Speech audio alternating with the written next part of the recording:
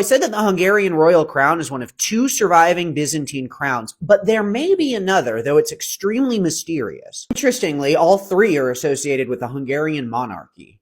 One that we know for sure is a Byzantine crown is the crown of Constance of Aragon, Holy Roman Empress in the 1220s, and wife of Hungarian and Croatian King Imre, or Emmerich. She died of malaria just 2 years after taking the crown, but you can see it today in Palermo.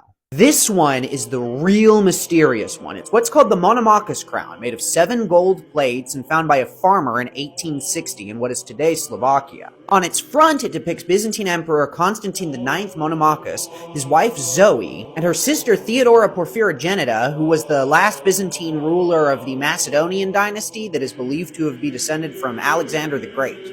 If real, this would be from like 1046, by the way. Interestingly, it depicts 2 dancers and 2 figures that represent humility and justice. The figures on the crown are flanked by birds and cypresses. One long-time assumption was that it was made for the wife of a Hungarian king, possibly András's wife, Anastasia of Kiev. This is after King István, but before the Hungarian crown that we know today and called the crown of King István. This was during a period of a lot of infighting for the Hungarian throne, which would explain why it escaped to Slovakia and then was abandoned. There are other theories too, because a lot of the design elements are very different from the other Byzantine crowns that we know today. Nicholas Oikonomides argued that the crown is a 19th century forgery from Venice because of the plainness of the design and the presence of the dancers. This is heavily disputed, though, by scholars saying that it is indeed a crown or that it is very old, but it is not actually a crown.